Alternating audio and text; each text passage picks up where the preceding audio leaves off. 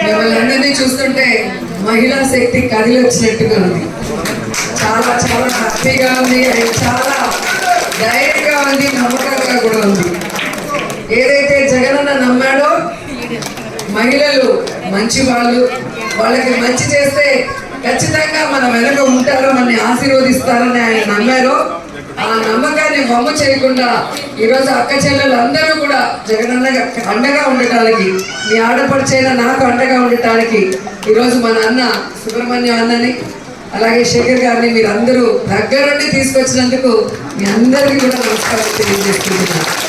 ఎందుకంటే గత 2 ఎన్నికల్లో 2014, 2019లో నా విజయానికి ముఖ్య కారకుడుగా ఉన్న సుబ్రహ్మణ్యం అన్న మధ్యలో చిన్న కారణాల వల్ల దూరమైన ఈరోజు ఆయన చెల్లెని గెలిపించుకోవడానికి మళ్ళీ ముందుకు రావటం అనేది నాకు అదృష్టంగా భావిస్తున్నాను. ఈరోజు వైఎస్ఆర్ కాంగ్రెస్ పార్టీలో ఒక మహిళా ఎమ్మెల్యేగా, ఒక మంత్రిగా ఉన్నందుకు నేను గర్వపడుతున్నాను. ఒక చెల్లిలాగా నన్ను అభిమానించి ప్రేమించి ఎప్పుడూ ఆశీర్వదించే జగనన్న మూడోసారి ముచ్చటగా మళ్ళీ నగిరి నియోజకవర్గ ఎమ్మెల్యే సీటు నాకు ఇవ్వడం జరిగింది. మీరందరూ కూడా మీ ఆడపడుచుగా మరి హ్యాట్రిక్ కొట్టే అవకాశం ఇస్తే ఖచ్చితంగా 5 సంవత్సరాలు ఇప్పటికన్నా రెట్టించిన సంక్షేమాన్ని, అభివృద్ధిని కూడా మీకు చేసిస్తానని ప్రతి ఒక్కరికి వాగ్దానం చేస్తున్నా. ఈరోజు జగనన్నలాగా అమ్మ మనసుతో నాన్నలాగా బాధ్యతగా చేసే ముఖ్యమంత్రి ఈ దేశంలో ఏ రాష్ట్రంలో కూడా లేదు. అమ్మలోని ఆ, నాన్నలోని నా, రెండు కలిపితే అన్న జగనన్న. సో ఈరోజు అమ్మ మనసుతో మన బిడ్డలకి మంచి చదువు అందిస్తున్నాడు. మన బిడ్డలతో పాటు మన ఇంట్లో అందరికీ మంచి ఆరోగ్యాన్ని అందించే విధంగా అన్ని రకాల చర్యలు చేపట్టడం మీ అందరికీ కూడా తెలుసు. అలాగే ఈరోజు మహిళ బాగుంటే ఆ ఇల్లు బాగుంటుంది, ఆ ఊరు బాగుంటుంది, ఆ రాష్ట్రం బాగుంటుంది అని నమ్మారు కాబట్టి ప్రతి సంక్షేమ పథకాన్ని మహిళ పేరు మీద ఇవ్వటమే కాకుండా ఇల్లు లేని వాళ్ళకి ఇళ్ళ పట్టాలు కూడా మహిళ పేరు మీదే ఇచ్చి ఆ ఇంట్లో మగవాళ్ళకి సమానంగా మహిళకి కూడా గౌరవాన్ని, భరోసాని కల్పిస్తున్న వ్యక్తి జగనన్న. అలాంటి జగనన్నకి ఈరోజు ఎన్నికల సమయంలో దొంగలంతా ఒక్కటే ఆయన్ని ఓడిస్తాం అంటూ బయలుదేరారు. వాళ్ళందరికీ నేను చెప్పేది ఒకటే, ఓడిస్తాను అంటే ఇది మీ అడ్డా కాదురా బిడ్డ, ఇది ఆంధ్రప్రదేశ్ గడ్డ, మళ్ళీ మనం నిరూపించాలి.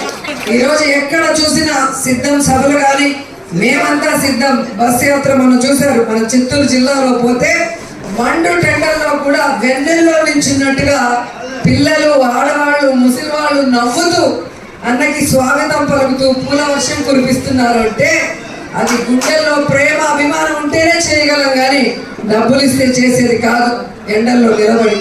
సో ఈరోజు ప్రజలంతా కూడా జగనన్నని 2వసారి ముఖ్యమంత్రిని చేయడానికి సిద్ధంగా ఉన్నారు. నగిరి ప్రజలు కూడా మీ ఆడపడుచు అయిన నన్ను 3వసారి ఎమ్మెల్యేని చేసేదానికి సిద్ధంగా ఉన్నారా? Thank you so much. So ఇదే హుషారుతో, ఇదే కమిట్మెంట్తో మన అందరం ఇక్కడ అక్కడ ఫ్యాన్ గుర్తుకు ఓటేసి ఎంపీని, ఎమ్మెల్యేని మనం గెలిపించుకుంటే మన నియోజకవర్గానికి ఇప్పటికే 30-35 ఏళ్ళుగా జరగని అభివృద్ధిని మనం ఈ 5 సంవత్సరాల కాలంలో జగనన్న ఆశీస్సులతో ఎన్నో కార్యక్రమాలు చేసుకున్నాం. మీరు మున్సిపాలిటీలో ఉన్నారు కాబట్టి ఆ డిఫరెన్స్ మీకు బాగా తెలుస్తుంది. ఎన్ని మనం చేశామనేది ఒక్కసారి మీరు 27 వార్డులలో ఒకసారి తిరిగి వస్తే మేడం ఎన్ని చేసిందనేది మీకే అర్థమవుతుంది. మా పాంప్లెట్ చూపిస్తారు, దాంట్లో ఉన్నవన్నీ ఉన్నాయా లేదా అని ఒకసారి మీరు వెళ్ళి చూడండి. సో ఇంకా రాబోయే 5 సంవత్సరాల్లో మరింత అభివృద్ధితో పాటు ఈ సంక్షేమాన్ని కంటిన్యూ చేస్తూ మరింత సంక్షేమాన్ని అందించడానికి కూడా తొందరలో జగనన్న మేనిఫెస్టో కూడా రిలీజ్ చేయబోతున్నారు. జగనన్న మేనిఫెస్టో అంటే అందరూ కూడా నమ్ముతారు. ఎందుకంటే లాస్ట్ 5 years జగనన్న ఇచ్చిన ప్రతి వాగ్దానాన్ని నెరవేర్చారు 5 సంవత్సరాల కాలం. అదే గతంలో చంద్రబాబు నాయుడు అయితే 600 హామీలు ఇచ్చాడు, కానీ అన్ని గాలికి వదిలేశాడు. మళ్ళీ ఈ రోజు వచ్చి మళ్ళీ అవి చేస్తాం ఇవి చేస్తామని అబద్ధాలు చెప్తున్నారు. కానీ రాజన్న కుటుంబం, అప్పుడు రాజశేఖర రెడ్డి గారు కానివ్వండి, ఇప్పుడు జగనన్న కానివ్వండి, వాళ్ళు వాగ్దానం చేస్తే అది జరుగుతుంది.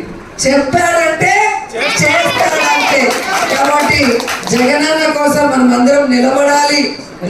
మనస్ఫూర్తిగా మీ ప్రతి ఒక్క మనిషి 2 సార్లు బటన్ నొక్కాలి. ఒకటి ఎమ్మెల్యేకి, రెండోది ఎంపీకి. అప్పుడే మళ్ళీ 5 సంవత్సరాలు జగనన్న మీకోసం ప్రతి సంవత్సరం మీకు బటన్లు నొక్కుతూనే ఉంటారు. అవునా కదా? సో ఆ విధంగా ప్రజల్ని తమ కుటుంబ సభ్యులుగా భావించి వారి సంతోషమే తమ సంతోషంగా భావిస్తూ వారి కష్టాలని దూరం చేయడానికే చిత్తశుద్ధిగా పనిచేస్తున్న జగనన్నకి, జగనన్న సైనికులైన మమ్మల్ని ఆశీర్వదించమని మిమ్మల్ని అందరినీ కోరుకుంటూ, ఈరోజు ఇంత పెద్ద బలగంతో నాకు అండగా నిలబడటానికి పెద్ద మనసుతో ముందుకు వచ్చిన సుబ్రహ్మణ్యం అన్నని నేను ఎప్పుడు మర్చిపోను. నా వల్ల అయినంతగా అందరికీ సపోర్టివ్గా ఉండి ఆయన ఒక మంచి స్థానంలో కూర్చోబెడతానని కూడా మీ అందరికీ వాగ్దానం చేస్తూ, అందరూ కూడా అన్నకి జరుగుతున్న పరిస్థితులన్నీ కూడా అర్థమయ్యేలాగా చెప్పి నిజాలు అన్నకి తెలియజేసి మళ్ళీ అన్నని చెల్లెల్ని కలిపినందుకు వాళ్ళకు కూడా కృతజ్ఞతలు తెలియజేసుకుంటూ సెలవు తీసుకుంటున్నాను.